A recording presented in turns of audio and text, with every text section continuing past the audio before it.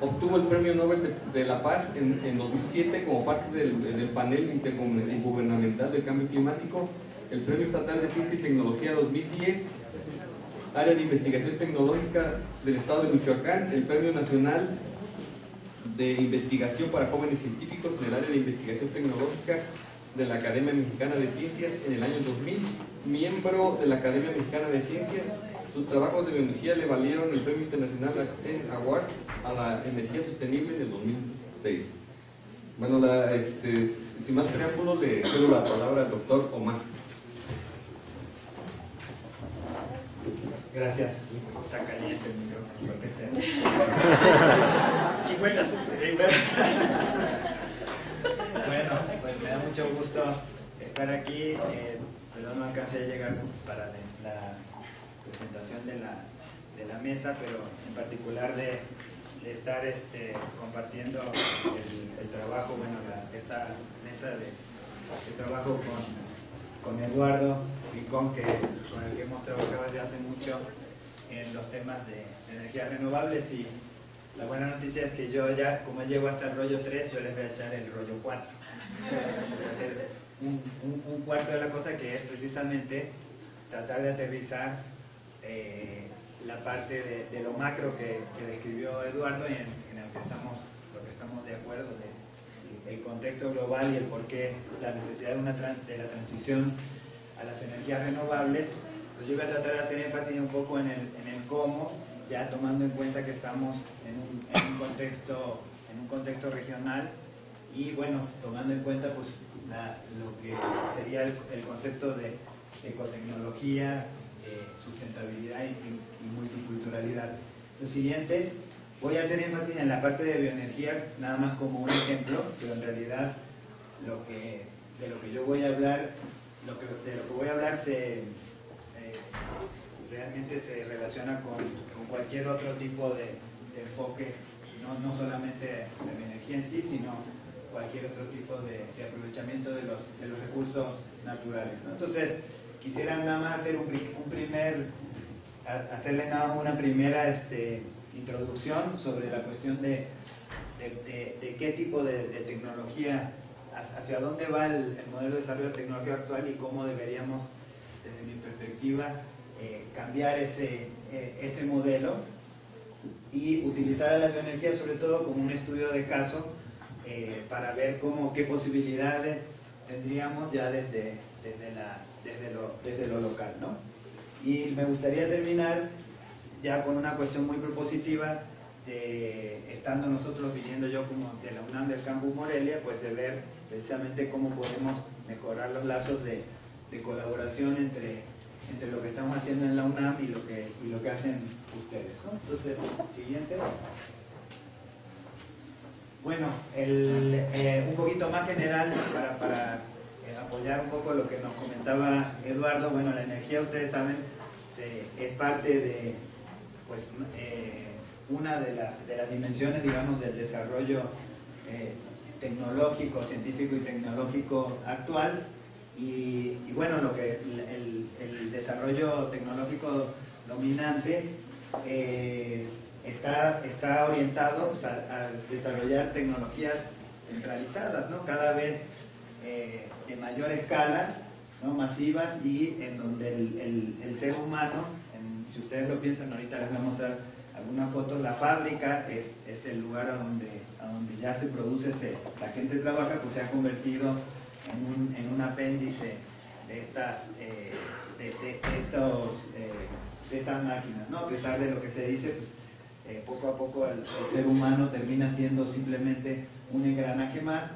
Y bueno, ya lo vimos anteriormente, esto ha llevado a unos impactos ambientales tremendos, ¿no? En lo social, cada vez hay menos incentivos, o sea, como decían, el individuo se está convirtiendo en un individuo unidimensional, donde el trabajo no es un trabajo con sentido, es simplemente estar ahí para realizar tareas monótonas, y la industria pues está asociada también a grandes impactos ambientales, como el cambio climático, pero también muchos impactos en el agua, en los suelos, la contaminación local, regional, etcétera, ¿no?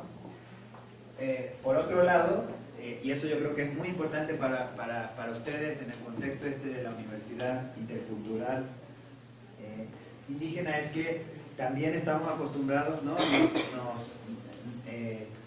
El modelo dominante de educación dice que solo hay un conocimiento válido, ¿no?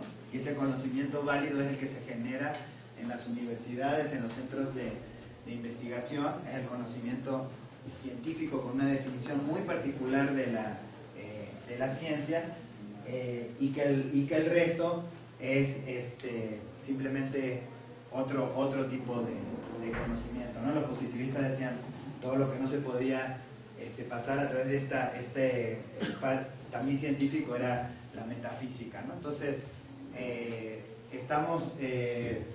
nosotros estamos directamente, pues, una sola parte de la sociedad es la que tiene como el monopolio del conocimiento. Por otro lado, la tecnología y el mismo conocimiento, pues en realidad se ven como cajitas, ¿no? Uno lo genera, el otro lo aplica. Por ejemplo, el típico modelo de la ciencia básica a la ciencia aplicada, la generación de tecnología y la aplicación. Ese modelo realmente no vale, no funciona actualmente en la sociedad. Es un modelo que ha sido muy cuestionado, y bueno, también si se fijan tiene que ver con el conocimiento como algo que se recibe simplemente, ¿no? La sociedad es la receptora de un conocimiento que es generado en otro lado, ¿no? Y que en el caso de la empresa, pues más bien es un dispositivo o algo que uno básicamente compra, ¿no? Termina siendo un consumidor de ese conocimiento que en muchos casos se materializa en objetos y dispositivos, ¿no? Y bueno, las zonas, dentro de todo esto, las zonas rurales, el tercer mundo en general, pero las zonas rurales en particular, pues terminan siendo en este posicionamiento de la economía, básicamente un lugar en donde lo que nosotros podemos dar son mano de obra barata y recursos naturales baratos, ¿no? Básicamente es eso. Vamos a ser los que damos el insumo para las grandes empresas, en el particular aquí, por ejemplo, las maquiladoras, pero también en el campo, la exportación de mano de obra para las grandes empresas también en la agricultura, y básicamente nuestro rol en lo tecnológico es consumir la tecnología que se genera de otro lado, ¿no? Entonces, bueno, por muchas razones este modelo es no sustentable, ¿sí? Y bueno, pues ahí vemos algunas cosas. A ver, por ejemplo, ¿a quién le gustaría trabajar? Estas son las típicas maquiladoras, ¿no? ¿Quién le gustaría realmente trabajar en este tipo de empresas? Si se acuerdan, cuando salió el Tratado de Libre Comercio, Ciudad Juárez fue de los primeros grandes centros maquiladores de México, ¿no? Ahora es de las ciudades más peligrosas del mundo, porque básicamente el modelo que se le concedió a México en ese intercambio fue, pues, tener mano de obra, por cierto, muchas de mano de obra de mujeres, ¿no? Para hacer el trabajo de desarrollo tecnológico, ¿no? Entonces el progreso se ve, el progreso económico, tecnológico se ve como basado en este tipo de industria. Más o menos es lo mismo si ponemos una automotriz, si ponemos las grandes empresas de ahora, ¿no? Por otro lado, como decía, ¿no?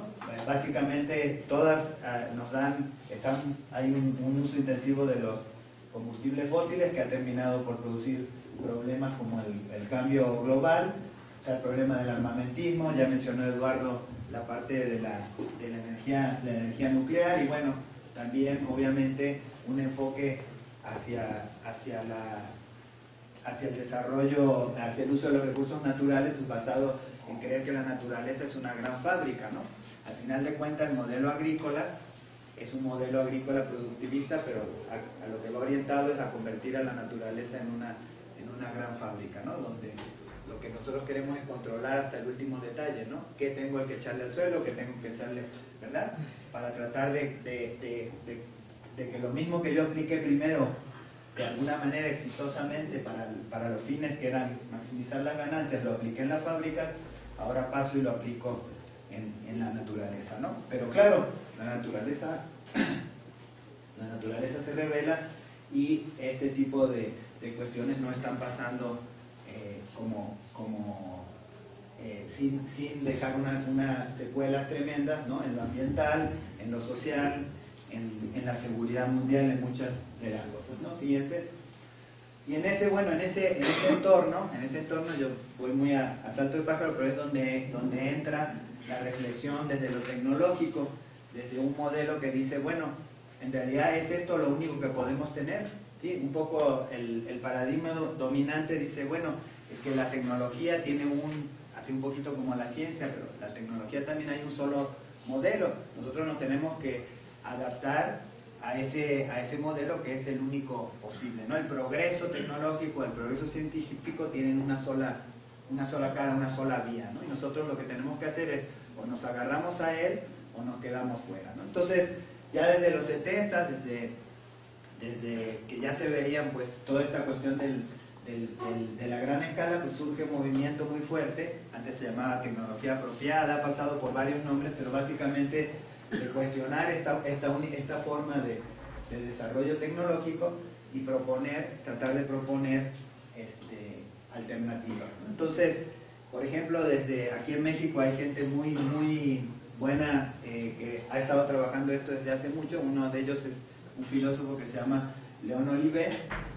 Y bueno, ellos nos dicen, bueno, que en realidad a nivel general, pues lo que necesitamos es un nuevo contrato, ¿no? Lo que llaman un contrato social sobre la ciencia y la tecnología, de manera que esta ciencia ya no sea solamente la meta es generar un conocimiento científico y dejarlo ahí, como decía Eduardo, cada vez más en la publicación de papers en revistas internacionales, que después quién sabe quién lo va a tomar y cómo se va a aplicar, o sea, que otros sean los que lo apliquen, sino que la ciencia se tiene que comprometer, el desarrollo científico y tecnológico se tienen que comprometer para desarrollar y aplicar ese conocimiento, ¿sí? O sea, no es solamente la parte, continúa siendo una parte de la aventura del conocimiento, pero nos comprometemos a aprovecharlo, el conocimiento, de tal manera que beneficie a la sociedad y sobre todo que contribuya a la justicia social. Entonces hay una ética, ¿verdad? Hay una ética y una dirección, hay un compromiso en este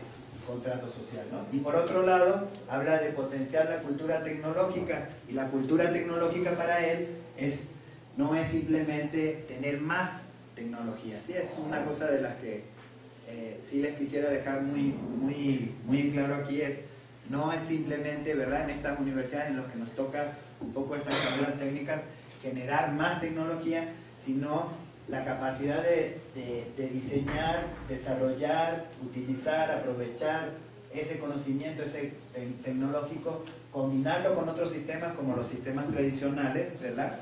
Reconocer que hay otras formas válidas de conocimiento y otras formas válidas de práctica con la naturaleza, y evaluarlos de manera que sean, para desarrollar sistemas tecnológicos que sean adecuados a un determinado contexto socioambiental, ¿no? Entonces este sería nuestra meta, ¿verdad? Entonces, claro que queremos mejores, la formación de más ingenieros y que la gente sea muy buena, que sepa cuestiones de física, de química, etcétera, pero queremos meterlos en un proyecto donde el conocimiento no se queda ahí en el aire, sino que se va gestando hasta llegar a buscar cómo se puede aprovechar, adaptar, apropiar en el contexto socioambiental en que se genera, ¿no? Entonces, por eso decimos, bueno, en lo que estamos actualmente, y es lo que, por lo menos lo que yo más he trabajado y lo que yo creo que es muy importante aquí en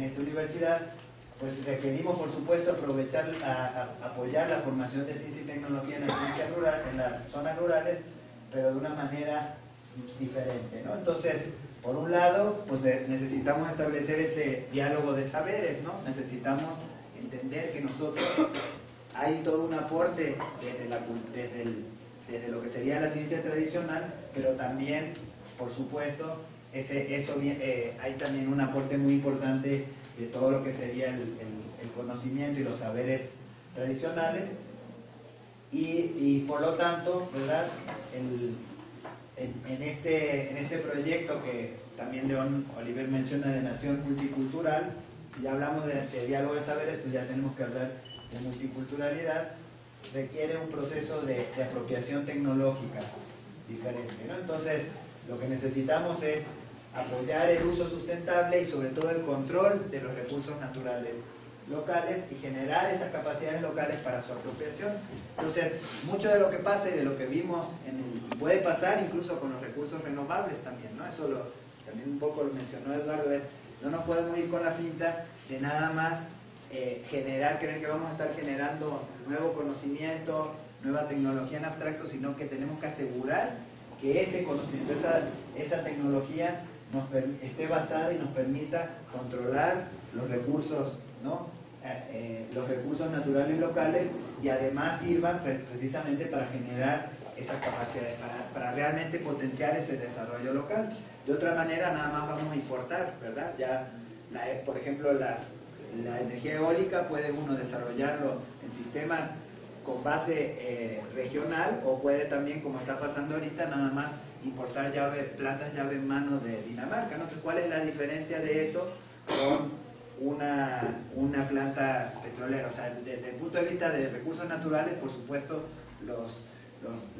el perfil ambiental es mucho mejor, pero desde el punto de vista social no se está obteniendo ese beneficio, ¿no? Entonces, necesitamos ir más allá y buscar ese control, y por lo tanto, entonces hay una necesidad de también problematizar y ponernos a trabajar sobre qué tipo de tecnología queremos, ¿no? Y bueno, en ese entorno es donde aparece toda esta discusión sobre la ecotecnología o la tecnología apropiada, que lo que estamos tratando con ella pues es de disminuir los impactos, y por eso ponemos socioecológicos, ¿verdad? O maximizar los beneficios en la sociedad y en el ambiente asociados a lo que es la tecnología dominante, para propiciar el desarrollo sustentable desde lo local. Entonces, lo local aquí va a ser muy, muy importante, ¿no? Entonces, como contexto, antes de pasar a lo que sería la propuesta, bueno, un poco hablar de México, nada más les quiero decir, dentro de todos, entonces este aprovechamiento, una de las energías que tienen un potencial muy grande, pues es la bioenergía. La bioenergía ha tenido una connotación negativa muchas veces, sobre todo porque se ha asociado a la cuestión, al aprovechamiento del etanol y el biodiesel en gran escala, con plantaciones de monocultivo, etcétera, pero no es la única aplicación, y de hecho no es la dominante, ¿no? En realidad, la bioenergía, hay 2.800 millones en el mundo, ¿sí? ¿Cuánto es la población mundial actualmente? 7.000 millones, ¿no? Entonces, 40% de la población mundial usa leña y carbón vegetal para cocinar, ¿sí? Es una realidad para 40% de la población, ¿no? 8% de toda la energía del mundo se utiliza para cocinar, ¿sí? Para preparar los alimentos, y 77% del uso de la biomasa, ¿sí? Más de la mitad de la producción maderal de los bosques se destina a la energía, ¿no? Entonces, obviamente, hablar de bioenergía en este sentido es hablar del acceso, del uso de los recursos locales, del acceso a la satisfacción de necesidades básicas, sobre todo de una gran cantidad de personas, en particular de la población de menos recursos, aunque no es solamente, ¿no? Pero fíjense que, por un lado, bueno, tiene esta dimensión social de acceso, ¿no? Por otro lado, la economía de muchos de los países, incluyendo el nuestro, en los sectores rurales, depende del uso de esa biomasa, ¿sí? La biomasa se utiliza para miles de pequeñas empresas que van, ahorita les vamos a mostrar alguna foto, pues ustedes que vienen de acá de estos contextos lo conocen bien, ¿no? Para producir calderas, alfareros, ladrilleras, industrias de la comida, producción de carbón vegetal.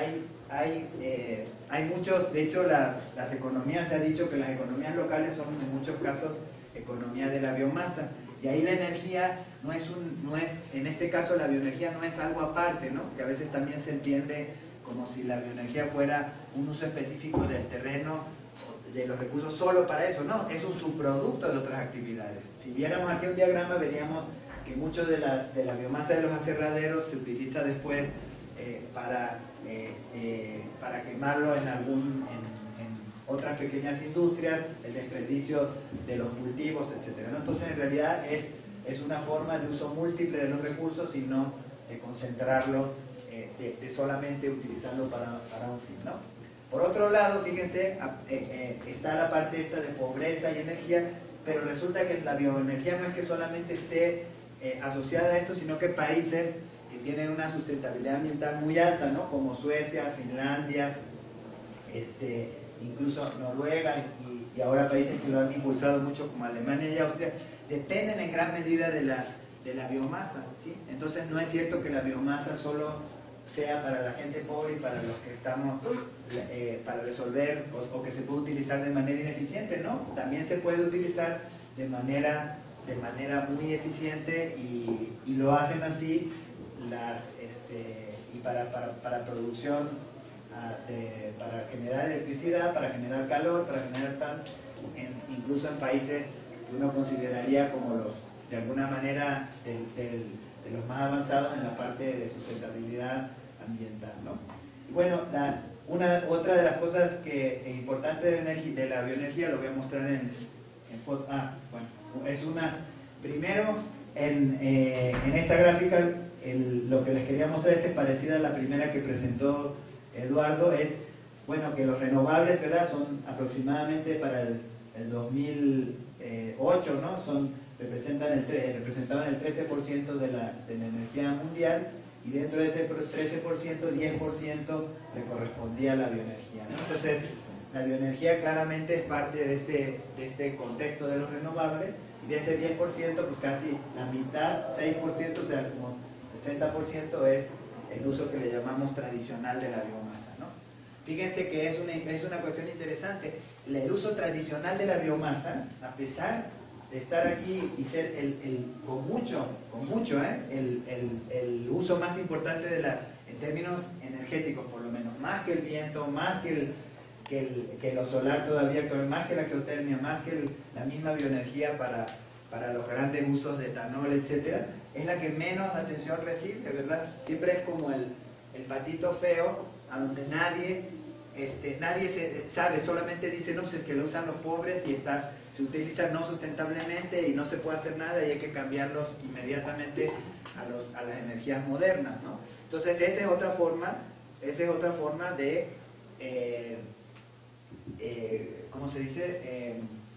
De quitar un poco primero de la película a todo un universo, ¿no? A esas 2.800 millones de personas, y de quitar un conocimiento, de quitar una práctica que puede tener muchas posibilidades, ¿no? Entonces, al olvidar y al quitarle, al simplemente decir que tiene que pasar a modernizarse de la manera, ¿no?, de esta manera que es la dominante, pues estamos nosotros, si adoptamos ese discurso, estamos adoptando el discurso inicial que decíamos, ¿no? Simplemente de creer que entonces la tecnología y la ciencia van a tener solamente una sola posibilidad, ¿no? Entonces, mucho del trabajo que les voy a mostrar después es tratar de ver qué otras posibilidades nos ofrecen.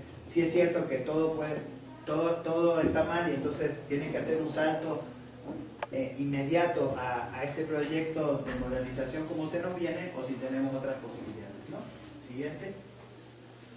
Y bueno, estas son algunas de las aplicaciones. Entonces la biomasa, una de las cosas que tiene de posibilidad es que permite una gran flexibilidad para aprovechar diferentes, cuando el sistema energético, ¿para qué necesitamos la energía?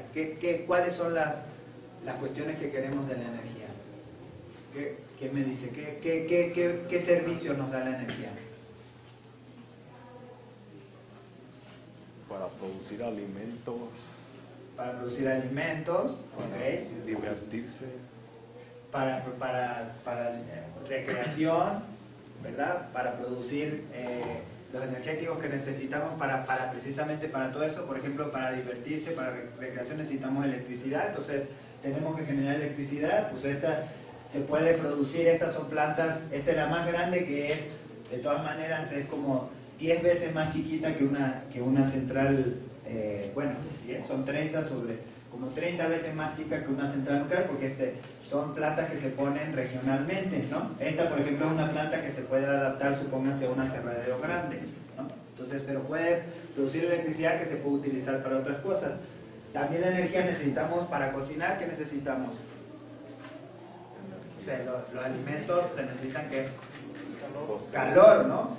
Para una industria, para procesar también necesitamos calor. Entonces la biomasa resulta que también nos permite calor, nos permite producirlo con combustibles sólidos, con combustibles líquidos, con combustibles gaseosos. Nos permite aprovechar los residuos. Por ejemplo, ustedes saben que en la agricultura se producen muchísimos residuos. Por ejemplo, la caña de azúcar, un ejemplo que se mencionó. No siempre se menciona lo del etanol de la caña, pero saben que de la caña de azúcar, ¿el azúcar de dónde se saca de la caña? De la propia, o sea, el azúcar se saca de la propia caña, pero ¿qué queda de residuo? El bagazo, ¿no? Como en un aserradero, ¿cuánto es el porcentaje de la madera de un árbol que se puede utilizar, que realmente termina en un mueble, por ejemplo? ¿Cuánto? 50 en el, y si le va bien en el aserradero, ¿sí? Y primero en el bosque se quedó otros 50, entonces es entre 10 y 20% lo que realmente se aprovecha. Eso quiere decir que hay un 80% que queda por ahí dando vuelta en la cadena, ¿no? Si una parte de eso, un 30 se deja en el bosque para mantener el ciclo de nutrientes, etcétera, quiere decir que todavía hay un 50% que está ahí y termina ¿dónde? En las barrancas, siendo peligro de incendio. En San Juan Nuevo una vez me contaron que llevaban 8 años de un incendio subterráneo porque no podían controlar de tantos residuos que había, ¿no? Y los residuos son los rellenos, en los rellenos sanitarios, etcétera. Entonces, en los ingenios la mayor parte de que se produce es bagazo, y ese bagazo se termina acumulando y en realidad se puede quemar, y esos muchos lo hacen, quemar para producir el azúcar como combustible renovable, y como subproducto de ese es tanto calor que se genera que se llama cogenerar electricidad.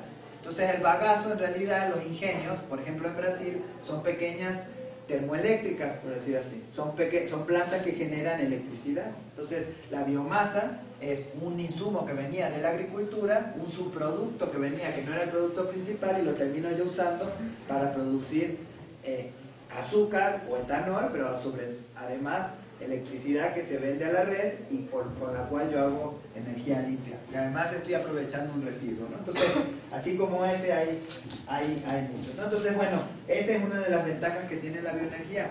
Y la otra ventaja es que está también muy distribuida regionalmente, ¿no? Entonces hay lugares donde el sol es difícil, por ejemplo en las selvas, que en muchos lugares llueve mucho, o hay muchos días nublados, hay tal, o no hay viento, tal, bueno. Entonces, esa es una de las cosas más interesantes que tenemos en un país como México y a nivel mundial, de lo que se trata es de hacer un aprovechamiento integral de los recursos disponibles, ¿no? En esta zona, pues nada más asomándose, si uno ve lo que es el paisaje de la región purépecha y pensamos que los bosques los estamos básicamente vendiendo la madera en pie, ¿verdad?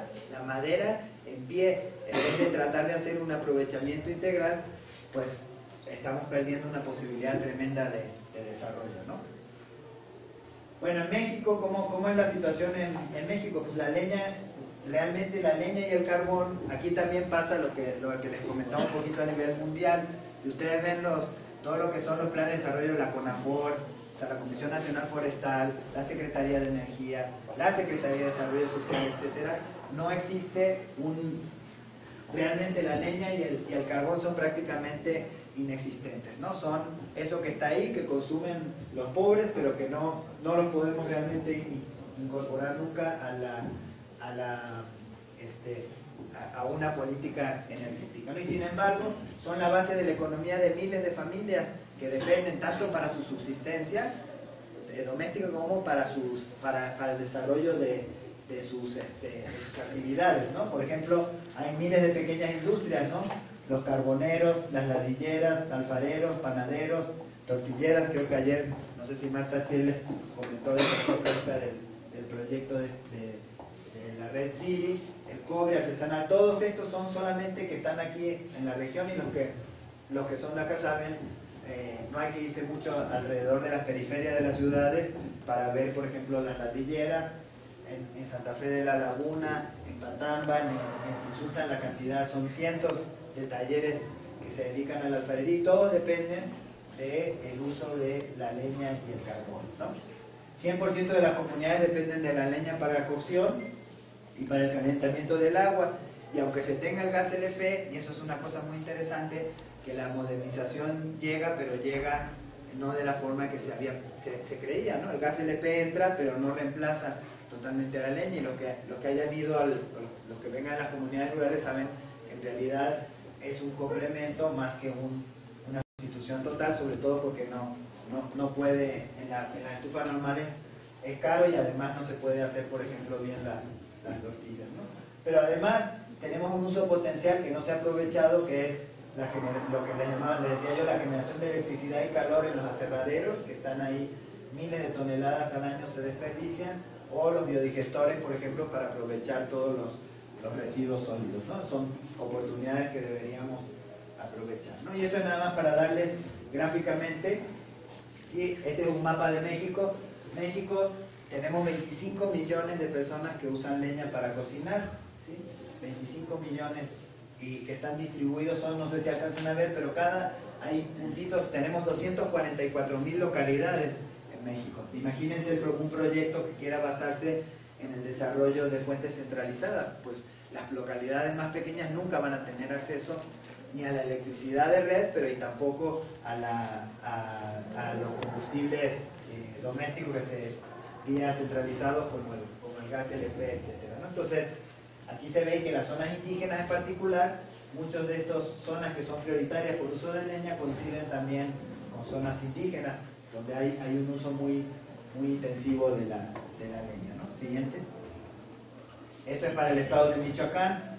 Entonces, Michoacán, por ejemplo, solo en Michoacán hay 840,000 usuarios. Estos son de usuarios exclusivos, o sea que yo estimo que son como 1.200.000 de personas que utilizan de alguna manera la leña, y los puntitos, el tamaño de los puntitos dice dónde hay más intensidad de uso, ¿no? Y justamente acá en la región Purépecha, si se fijan, es la zona de las zonas donde hay más uso intensivo de la leña. Pues entonces, cuando hablamos en este sentido de la leña para uso doméstico, para las pequeñas industrias, pues estamos hablando de la necesidad de incorporarlos a un manejo de los recursos locales, en particular de los recursos forestales, ¿sí? Porque entonces vamos a tener que incluirlos en los planes de manejo. Yo no sé ustedes qué tanto ven la parte forestal, pero normalmente la parte forestal o es otro, ¿no? Donde la leña nunca aparece, ¿no?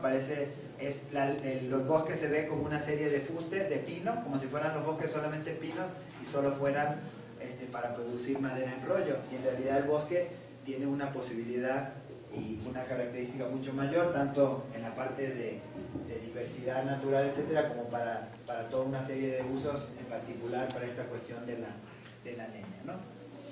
Está relacionado pues con lo que decía, ¿no? La venta, hay miles de personas que se dedican a vender y con eso obtienen ingresos que de otra manera pues no los podrían obtener, y bueno, y también en su forma tradicional implica un esfuerzo muy grande para conseguirla, tanto físico como económico, ¿no?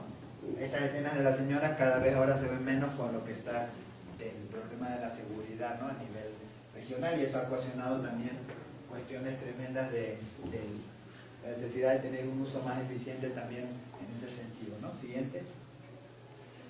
Contrastando con lo que es la política, ¿no? Con lo que realmente nos debe, si uno pensaría, bueno, una política de uso de un recurso debería estar en relación, las acciones que uno haga con la intensidad con que se usa. Bueno, fíjense que en la madera en México, 80% de toda la madera que se extrae, o sea, considerando la pulpa, papel, madera en rollo, 80% va para leña, 80%, ¿no?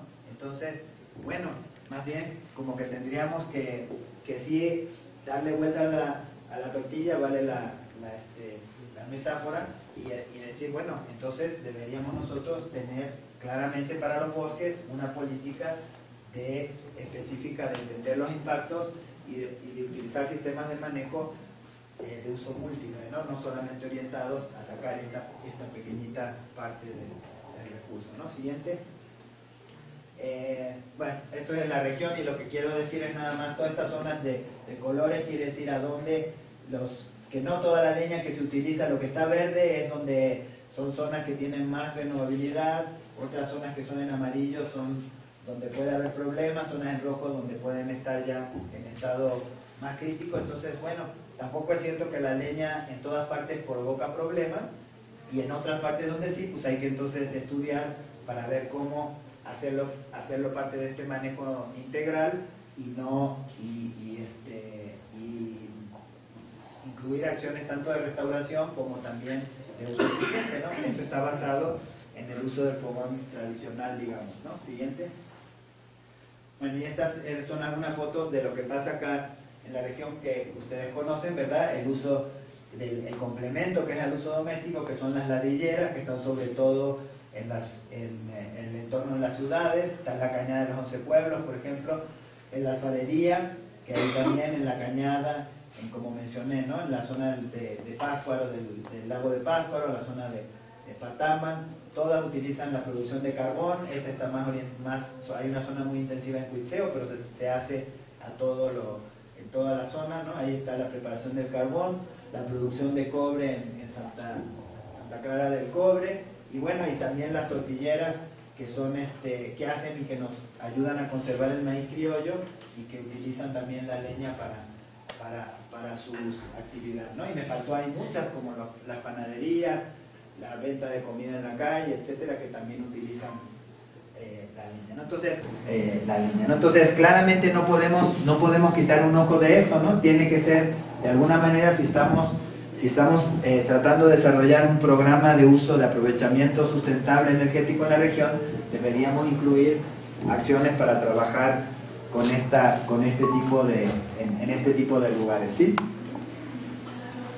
Bueno, entonces lo que yo les quería comentar ahora, mi última parte sería sobre lo que sería entonces cómo estamos tratando nosotros de actuar desde el punto de vista de la ecotecnología, ¿no? Vemos ahí una problemática importante asociada al uso de la leña, un potencial, porque es un recurso local. Y bueno, ¿cómo vemos nosotros que podríamos actuar? ¿Cómo podríamos aterrizar? Y por eso decía que era el rollo 4 después de lo que decía Eduardo, porque es aterrizar estas cuestiones de la transición, de la necesidad de un cambio de paradigma ya en cuestiones prácticas de proyectos, ¿no? Entonces, como decimos, la buena ciencia y tecnología es esencial, o sea, se tienen que formar bien ustedes. Obviamente es importantísimo que tengamos buenos cursos básicos, ¿no? De ciencia, de tecnología, de matemáticas, de física, etcétera, ¿sí? Pero no termina ahí la cosa, ¿no? Tenemos que armar un poquito el esquema de manera diferente de lo tradicional, ¿verdad? Que es en lo que estos grupos se quedarían ahí y tratarían nada más de sacar sus cosas y dejarlas básicamente en publicaciones, para tratar de ir un poco más allá. ¿Cómo sería eso? Bueno, por un lado, yo creo que es esencial que creemos grupos interdisciplinarios de trabajo con participación de gente de las comunidades. ¿Cómo va a haber diálogo de saberes? ¿Cómo vamos a poder nosotros entender cuál es la problemática si no nos incorporamos a ellos? Pero no al final, cuando yo ya llevo el dispositivo, ¿no? Como le decían a ese que siempre decía que no sé cuál es su problema, pero ahí les va la solución, ¿no? Porque así somos, ¿no? A mí me ha pasado con las estufas, a Eduardo le habrá pasado con la parte solar, muchas veces en la necesidad que uno, porque es lo que uno sabe, entonces todo le está buscando el asunto, ¿no? ¿A dónde pongo esto, no?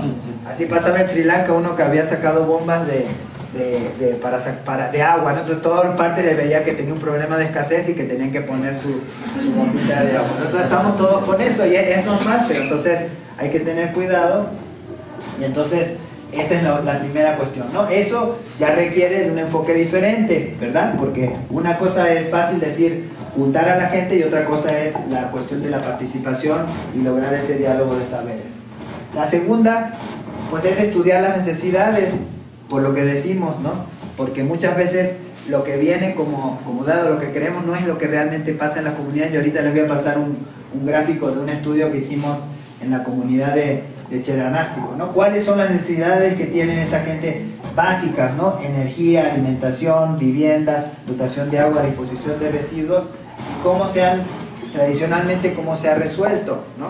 ¿Qué podemos aprender de esas formas tradicionales y cómo entonces podemos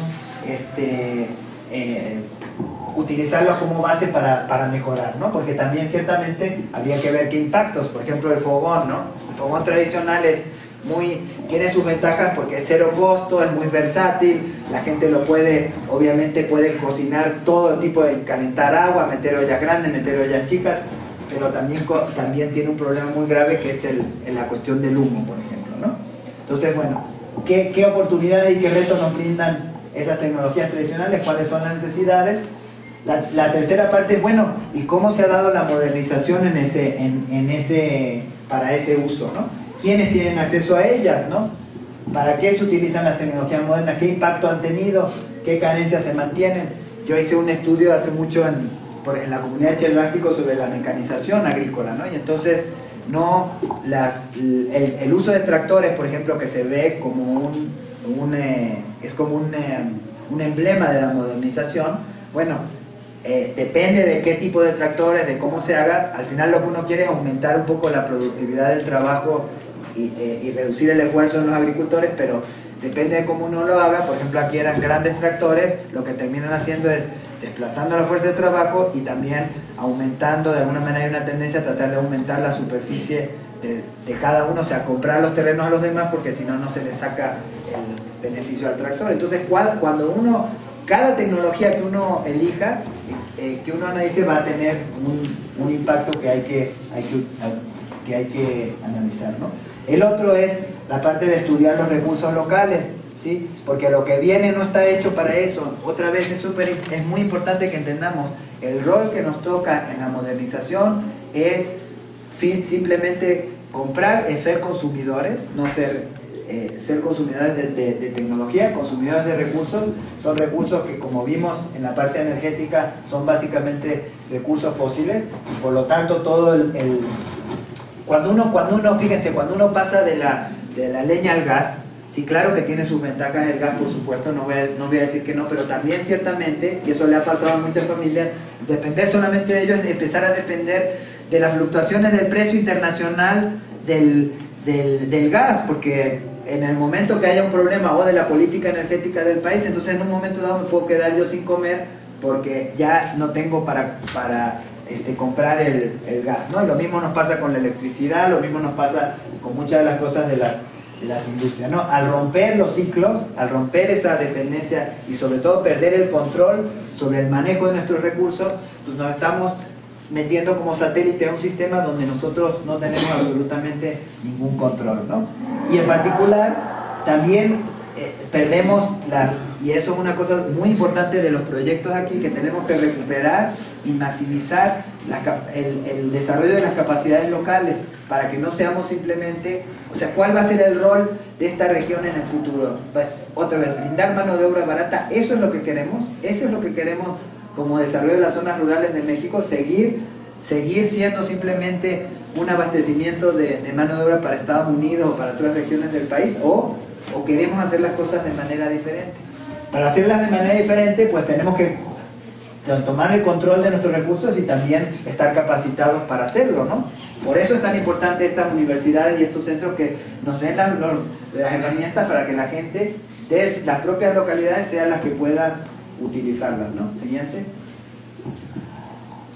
Y ahora un poco más en la parte tecnológica, nosotros lo que hemos visto que es muy importante, ahorita les voy a mostrar algunos ejemplos, es pues en la medida en que uno pasa de las necesidades, ve que recursos, pues hay que seguir un ciclo de innovación tecnológica, en donde otra vez, ¿no? Es clave la participación de las comunidades, no solamente en la primera vez ya se logran los dispositivos o el asunto, realmente es como un proceso, ¿no? Entonces hay que tener cuidado de el primer dispositivo que uno saca no normalmente va a ser ya la base, ahorita lo voy a mostrar, ¿no?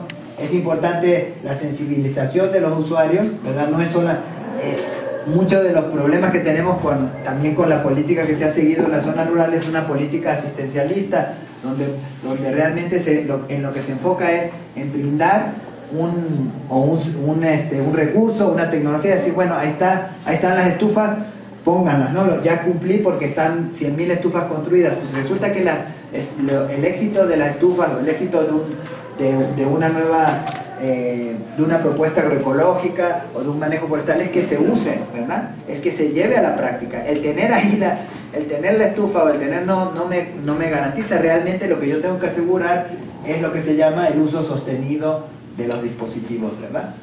Por otro lado, tengo que diseñar una estrategia financiera. ¿Cómo va a acceder la gente a ese recurso? ¿Sí? Cuando ahora lo vimos un poco el caso de las estufas solares, generalmente la tecnología eficiente tiene una cuestión que se llama la barrera del costo inicial.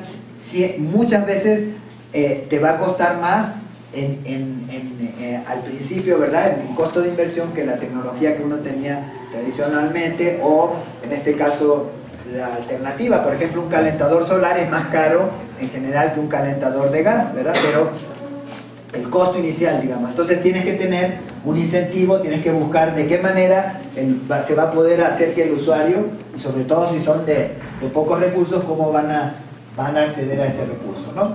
Después vamos a tener que tener una estrategia de difusión, donde ahí sí es la parte que debe incidirse en las políticas públicas, y por eso salimos de lo estrictamente tecnológico, allá lo que mostraba Eduardo, el ámbito ya más de la sustentabilidad, en un sentido de ya se tiene que incidir en las políticas públicas. Y finalmente hay que monitorear y evaluar ese proceso. Tampoco se vale, aunque seamos muy bien intencionados, no se pueden dejar las cosas ahí. Hay que darle un seguimiento y hay que dar un monitoreo y evaluar para corregir el rumbo. Entonces, fíjense, de lo que nos habla esto es de que tienen que ser procesos más a largo plazo. No podemos seguir con proyectitos de 2 años o cosas así. Realmente, en estas universidades yo creo que es clave que podamos establecer vínculos con grupos, con gente, con comunidades más a largo plazo que nos permitan pues ir pasando por todas estas etapas, ¿sí?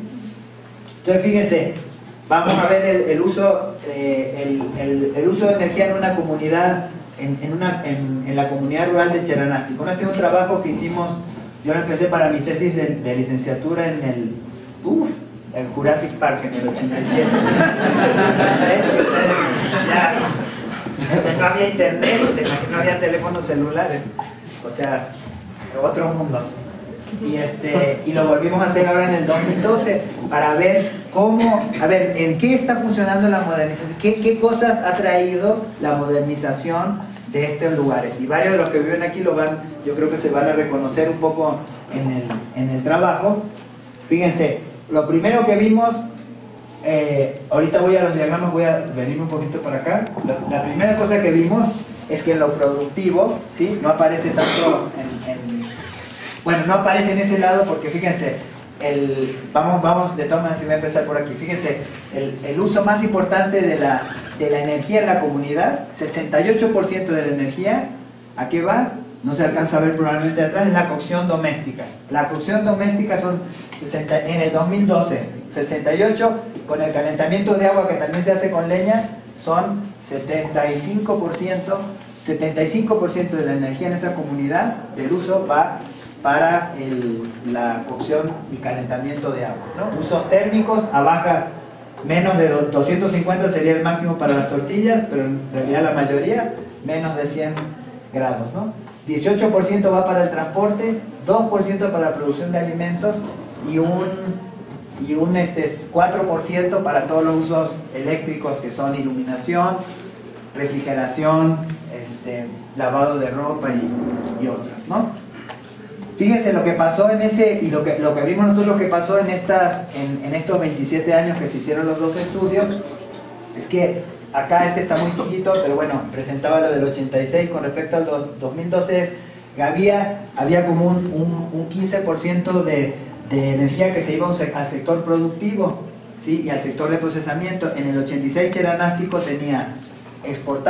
producía y exportaba maíz, tenía todavía un aprovechamiento forestal, tenían guitarreros, tenían tortilleras que vendían las tortillas hacia el exterior y tenían 2 o 3 actividades más de procesamiento, o sea que había una cierta industria, pequeña industria artesanal, había tal.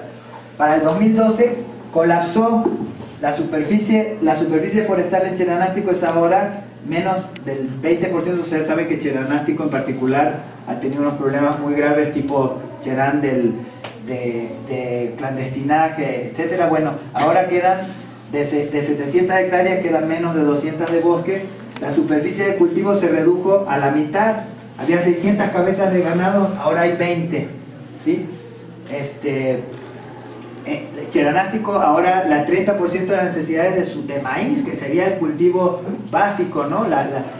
¿Qué más control, qué mínimo control puede tener una comunidad que producir su propio alimento? Pues ahora ya no, ya tienen que ir a comprar el alimento a otros lugares, ¿no? Entonces, ¿qué ha supuesto esto? Pues una pérdida tremenda de la capacidad del lugar para producir, para el control de sus recursos y para producir ingresos a partir de sus actividades locales. Entonces, ¿qué hacen? Pues todos están viviendo de las remesas, es la verdad. La economía se sostiene ahorita en mucho por las remesas de la gente que está en Estados Unidos, y con problemas gravísimos de clandestinaje y todo en la parte forestal, porque no tienen una capacidad de control ni de supervisión de los recursos, ¿no? Entonces, en lo productivo, que se confirma lo que yo les comentaba, Cheranástico y este tipo de comunidades están siendo básicamente un residuo, un reservorio de fuerza de trabajo barata. Reciben los programas de oportunidades de Procampo, pero que básicamente para que la gente esté ahí, pero no para que desarrolle una actividad con sus propios recursos, ¿no?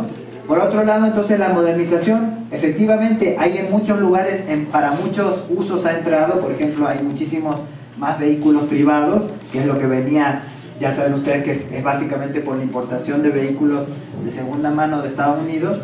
Hay un uso mayor de la electricidad. Acá es interesante los servicios de la electricidad, a pesar de que no ha aumentado mucho el uso, porque antes de los focos incandescentes, ahora la mayor parte de la gente utiliza, aquí ni siquiera aparece iluminación, es tan poquito porque es muy eficiente el uso final, pero ha habido más acceso a la electricidad. Ya prácticamente todas las casas, ahora sí, casi 95% de las casas tienen acceso a electricidad.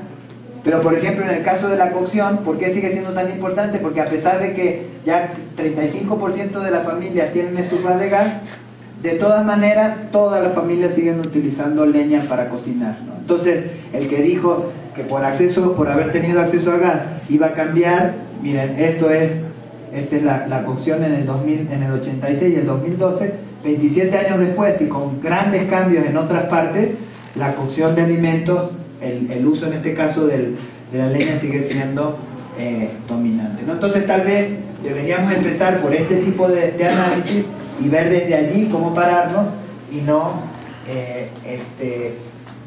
desde lo que nosotros creemos, ¿no? Entonces, bueno, ese sería, por ejemplo, un ejemplo de cómo hacer este análisis. Está más orientado a la energía, pero obviamente que nosotros pues han colectado información sobre el acceso al agua, o sea, al tipo de agua potable, a otros tipos de servicios, ¿no?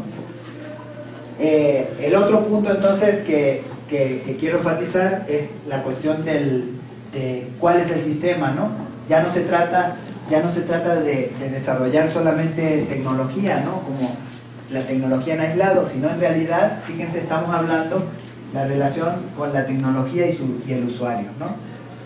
El mejor dispositivo no va a funcionar si la persona que lo usa no lo hace, no le gusta, no se adapta a sus necesidades. Y desde el inicio nosotros esta parte no está, ¿no? El humano es el que en este caso es una señora, puede ser un agricultor, etcétera, no está dentro del enfoque, pues no va a funcionar la cuestión, ¿no? Y bueno, y obviamente tenemos que tener en cuenta los efectos de ese tipo de proyectos, ¿no? ¿Qué opciones tenemos? Pues la otra, entonces, ok, pero si existen o no existen también opciones desde la parte tecnológica. Bueno, así como mostró Eduardo de los Solar Pusacar, fíjense que en la parte de la cocción hay una revolución tecnológica que se llama la combustión en pequeña escala.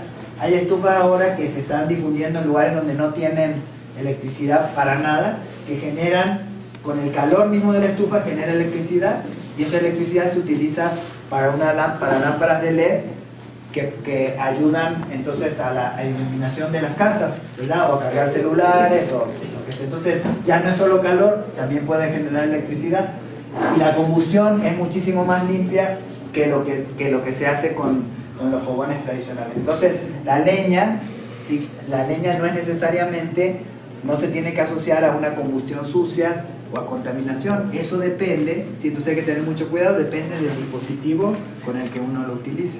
Entonces, asociar bioenergía, biomasa con algo sucio, contaminante, eso es hacer un salto mortal que no toma en cuenta las posibilidades que hay de hacerlo también de una manera limpia, ¿no?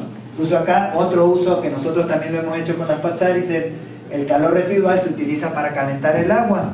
Entonces podemos tener, al mismo tiempo que tenemos calefacción, tenemos también calentamiento, un boiler, digamos, anexado, y entonces resolvemos dos necesidades con la misma cantidad de leña, ¿no?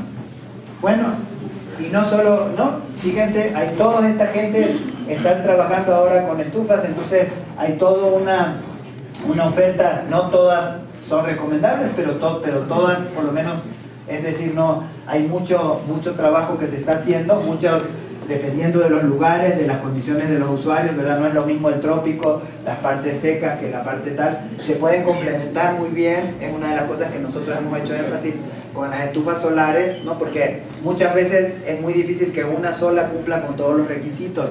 Si yo me voy y quiero que la señora solo cocine con el sol, a veces va a decir, pues hay veces que no se puede, o hace mucho calor, o no tienen las condiciones en su lugar. Bueno, en general lo que hemos visto es que cuando se combina lo que se llama como sistemas híbridos, pues te funcionan mejor, y ahí está, y se pueden maximizar los dos recursos, y ahí sí ya se puede prácticamente olvidarse del gas, ¿no?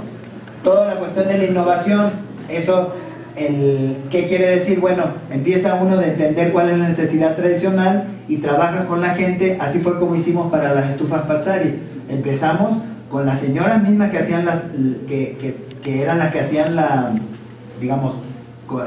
participaron en las pruebas para hacer el diagnóstico de cómo funcionaban las estufas, qué le gustaba, qué no, desde el fogón tradicional, y pasando entonces llevarlas a campo, utilizarlas con varias señoras, ver sus opiniones, y poco a poco pues ir sacando así diferentes, monitorear sus impactos y sacar, pues pueden ser nuevos modelos, nuevas vías, etcétera, ¿no? Ese es como un poquito, hay que verlo como un ciclo permanente y no como sacar un dispositivo y quedarse ahí nada más, ¿no? Esta es nada más para mostrarles lo que estaba diciendo ahora del uso combinado, de que no todas las tecnologías, muchas veces queremos que una tecnología nos resuelva todas las necesidades, y acá lo que se ve es que, por ejemplo, las familias, cuando tienen, en estas son familias que tienen fogón, estufa de gas, adoptaron una estufa Patsari y además tienen un horno de microondas. ¿Y qué hacen? Pues usan todas, ¿sí? Entonces, ¿qué queremos nosotros? Como decían ahí los del programa de la Cedesol, no, pues es que les vamos a obligar a que cuando pongamos una estufa nueva, tienen que erradicar, ¿no? Le llaman erradicar o eliminar el fogón.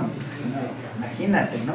¿Qué manera? Pues no, lo que se trata es de ver, claro, lo ideal sería reducir al mínimo el uso del fogón desde el punto de vista por lo menos de contaminación.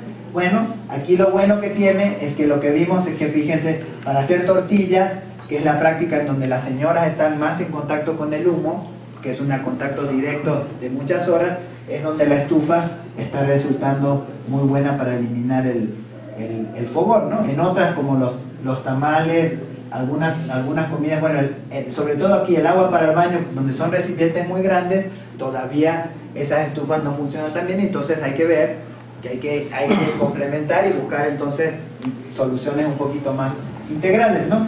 Y el gas se sigue utilizando para cosas que tienen poca energía y que en realidad se hacen muy rápido, ¿no? Como hacer café en la mañana, hacer alguna sopa o sobre todo para recalentar la comida, ¿no? Entonces eso es para entender que estos procesos de cambio tecnológico son más complicados y que a veces, más que pensar en la solución, que en una solución para todos, lo que vamos a necesitar es combinar los dispositivos, ¿no? La forma en que usa la gente las cosas no es necesariamente lo que uno piensa, ¿no? Aquí, no sé si lo alcanzan a ver, en Yucatán, una señora cocinando con leña en una estufa de gas. Entonces, la señora la usó para utilizar la leña. Esa la pongo cuando me dicen que inmediatamente que uno tiene acceso al gas, ya se acabó el problema de la leña, ¿no? Bueno, pues le dio la vuelta y ahora está utilizando, ¿no? Esta esta señora pues utilizó dos, puso, fíjense la cocina, ¿no? Una cocina, la puso doble la chimenea, pero la unió acá arriba, en fin, ¿no? Este es un ejemplo de uso múltiple de lo que yo les digo, de combinado con gas y tal, donde bueno, ahí ya le resuelve las necesidades. Entonces cada una va a buscarme, ¿no? ¿Cuáles son entonces, cuál sería el otro elemento importante a tomar en cuenta?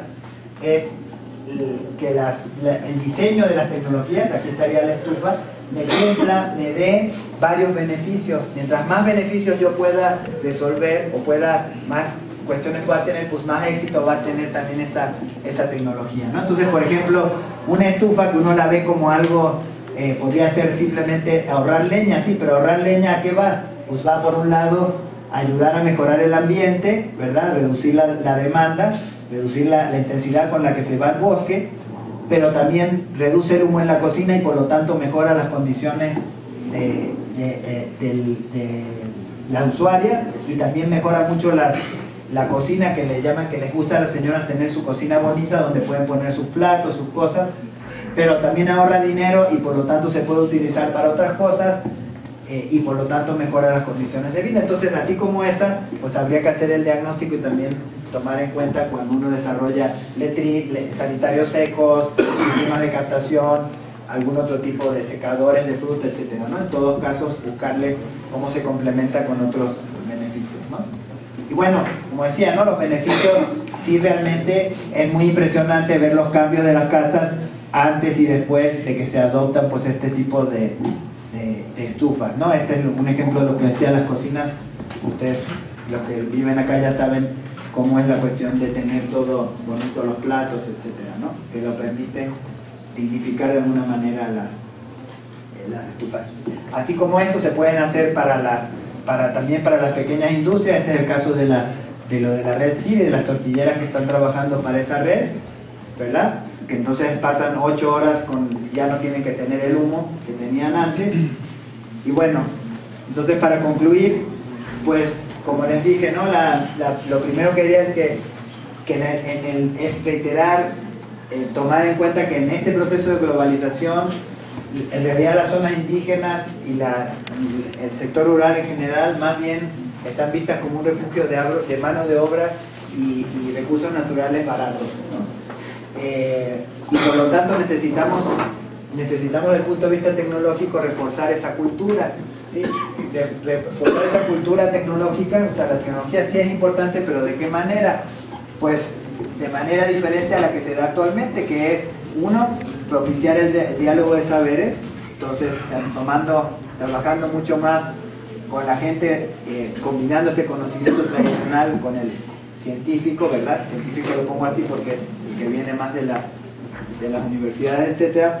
Partir de la necesidad y la carencia de la población, buscando asegurar el acceso, ¿no?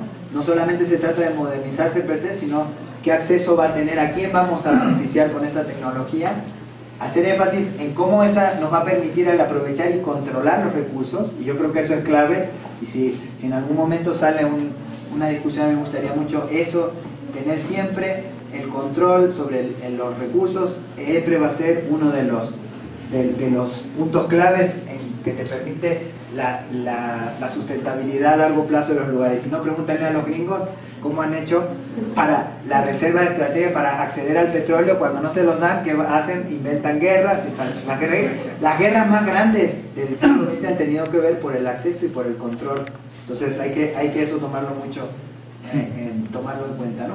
Establecer proyectos interdisciplinarios y participativos, y aquí esta es la gran oportunidad que yo veo, y con eso les voy a mostrar la siguiente, que es de que hagamos trabajos entre las comunidades, ONGs o otros grupos y las universidades para más a largo plazo, ¿no? En los cuales yo, como de la parte que vengo es la bioenergía o la ecotecnología, yo siento que puede ayudarnos en esta tarea. Siguiente. Y entonces, bueno, por ejemplo, yo pienso que para mí me parece que una cosa que en esta región no podría faltar, no debería ser una meta central, es buscar y hacer de los bosques de la región un motor de esta economía regional. No podemos ya, es increíble, o sea, estar en una región que es de las más forestales de Michoacán, Y entonces habría que hacer un proyecto más integrado dentro de la propia universidad, ¿verdad? Para buscar entonces cómo le vamos a dar valor a esos productos, ¿no? Hay toda una cosa que se llamaba la ecoproducción artesanal. Vamos a darle valor en términos de la madera misma, de muebles, de otros subproductos, en términos de energía, en términos de otros productos no maderables, ¿no? Podemos aprovechar integralmente los residuos, ¿no? Así como mostró Eduardo para la parte solar. Bueno, podemos cogenerar electricidad en los aserraderos y por ejemplo hicimos un estudio en San Juan Nuevo. San Juan Nuevo tiene capacidad para vender electricidad a la red, y ya todo el municipio podría tener electricidad renovable saliendo de los propios residuos, que son un problema en esa comunidad de disposición, ¿no? Entonces los aserraderos se puede aprovechar el calor para generar electricidad. Hornos de secado híbridos, por ejemplo, se puede combinar lo solar con la biomasa. Están todas las pequeñas industrias, ahí ya no mencioné, pero hay hornos de biomasa por ejemplo, para producir alta temperatura. Claro que existen, lo que pasa, no se les ha dado el énfasis, y es donde nosotros podríamos también apoyar, ¿no? En vez de decir, no, pues se tiene que pasar al gas. ¿Por qué se tiene que pasar al gas? Claro que se puede producir cerámica a alta temperatura. Pregúntenle a los japoneses, ¿no? Que son los mejores alfareros del mundo y utilizan leña en los hornos de mayor calidad, ¿no? Mejorar la calidad de vida de las familias con estufas eficientes de leña, se puede aquí combinar con otras. Y también el proyecto de biodigestores. Son por lo menos, fíjense, ya hay 5 o 6 proyectos que nos apoyarían pues en esta visión regional, ¿no? Y entonces esto nos ayudaría a controlar mejor los bosques, evitando entonces todo bueno, por lo menos tratando de hacer frente a esta cuestión de la tala clandestina, de lo que está pasando ahora con el narcotráfico y demás. Generar trabajo, y sobre todo generar trabajo calificado, que nos permita entonces ya no nada más andar teniendo que irse al otro lado para buscar, sino los mismos, como pasa mucho en Oaxaca, la misma gente de las comunidades, pues tener la capacidad de manejar el bosque, de hacer las cortas, de ser los que proporcionan, los ingenieros que están a cargo de este tipo de proyectos, etcétera, ¿no? Y no depender nada más de que venga una industria de fuera, ¿sí? Entonces, siguiente. Pues yo en particular, como dicen, el movimiento se demuestra andando. Yo lo que les propongo acá, ahora sí en el contexto de la universidad, es qué podemos ofrecer desde el CIECO, en particular la unidad de tecnologías del laboratorio. Bueno, yo les ofrezco por lo menos de inicio, nos gustaría ofrecerles una beca al mejor estudiante de aquí de la universidad en el área de ecotecnológica, que si quiere hacer su tesis en la unidad de ecotecnología, y apoyarlo para si quiere seguir sus estudios en un posgrado de calidad, porque es como dice CONACYT, ¿no? Los que tienen, se refiere a un posgrado que tenga beca, ¿no? Que tenga asegurada la beca, no. Por eso lo puse así. Les ofrecemos posibilidad de estancias para los estudiantes que quieran para realizar su investigación, hacer cualquier estudio de estos que les mencioné en la parte de ecotecnología. Diseñar, ¿por qué no nos sentamos y empezamos a diseñar algún proyecto en alguna de estas áreas donde implique realmente este trabajo con las comunidades? Y bueno, y participar conjuntamente en algunas actividades de estas de capacitación y promoción. Por ejemplo, la siguiente. El año pasado, no sé cuántos, ¿alguno de ustedes se enteró que hubo un encuentro nacional de ecotecnias en Morelia? Sí. A ver, ¿cuántos se enteraron? No estamos tan mal, pero tampoco estamos muy bien, que digamos, ¿no? Entonces, este encuentro precisamente para fortalecer eso, vinieron de todo el país para mostrarnos las experiencias, para hacer como un intercambio de experiencias en agua, vivienda, disposición de residuos, energía, ¿no? Entonces, tuvimos 600 asistentes, 1000 asistentes a una feria, y este año gente de 20 estados, más de 60, creo que aquí Alfredo si no me va a corregir, y queremos hacer el segundo encuentro en el 2013. Bueno, a mí nos encantaría que hubiera una participación mayor con ustedes y veamos la forma de colaborar para que vaya más gente, para que si quieren meterse en alguna de las actividades del encuentro, por favor nos indiquen, ¿no? Y bueno, creo que a ver, siguiente.